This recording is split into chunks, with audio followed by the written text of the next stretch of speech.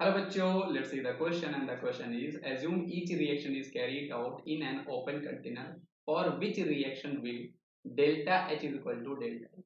मतलब यहाँ पर क्वेश्चन हमसे बोला गया कि हमारे पास यहाँ पे जो रिएक्शंस हैं, चार हमारे पास ऑप्शन गिवन है बेटा रिएक्शन के, ये ओपन कंटेनर में इनकी रिएक्शन हम लोग करा रहे हैं। तो किस केस में आपका delta H equal to delta E आपके पास होने वाला है, इसका हमें जवाब देना है। तो सबसे पहले बेटा यहाँ पर आपको इसका रिलेशन वाला हमें फॉर्मूला पता होना चाहिए कि जो आपका डेल्टा H होता है वो इज इक्वल टू आपका delta E plus delta n g R T आपका हुआ करता है। तो अगर आपका डेल्टा एन जी की वैल्यू जो है बेटा वो अगर आपकी जीरो आती है तो इस केस में हम लोग कह सकते हैं कि हमारा जो डेल्टा एच है वो इज इक्वल टू आपका डेल्टा ई हो जाएगा। अब क्वेश्चन हमारे दिमाग में ये आता है बेटा कि डेल्टा एन जी आपका ये क्या है बेटा, तो ये हमें बताता है बेटा change of mole of gas in product and reactant side. ये हमें क्या बताता है, change of mole of gas, change of mole of gas in product and reactant side, in product and reactant side में ये हमें बताया करता है कि मोल ऑफ गैस जो है बेटा वो आपके कितने चेंज हो रहे हैं।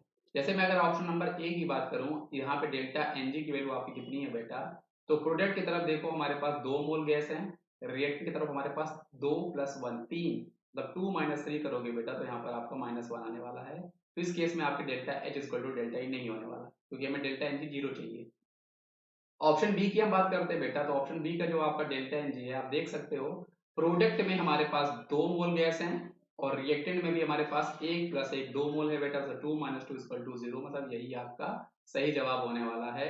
ऑप्शन नंबर बी के केस में आपका डेल्टा एच जो है वो आपका डेल्टा ई के बराबर होगा। डेल्टा एच आपका बेटा एंथैल्पी चेंज होता है, डेल्टा ई आपका चेंज ऑफ इंटरनल एनर्जी होता है। बाकी केसेस को भी क्रॉस चेक कर लो बेटा। सी की अगर हम बात करते हैं तो यहाँ पर देखो आपके पास 1 + 2, मतलब इसके लिए जो डेल्टा एन जी होगा, तो प्रोडक्ट की तरफ हमारे पास 3 गैसियस मोल हैं 2 + 1, रिएक्टेंट की तरफ हमारे पास 2 है। बेटा हमें गैस मोल देखने होते हैं, आप यहाँ पे देखो ये आपका कार्बन जो है ये आपको सॉलिड गिवन है तो इसको आप नहीं देखोगे, केवल इसको देखोगे, आपके पास 2 है और ये 2 + 1 3 है, तो यहाँ पर भी आपके पास वैल्यू जो है वो आपके पास 1 आ रही है, 0 नहीं आ रही है। ऐसी ऑप्शन नंबर डी पे जब आप देखोगे बेटा तो यहाँ पर डेल्टा एन जी की वैल्यू जो है वो आपकी 2 - 1 आ रही है, मतलब 1 आएगी। तो option number B is the correct answer. I hope आपको ये कॉन्सेप्ट समझ में आया होगा बच्चों। Thank you.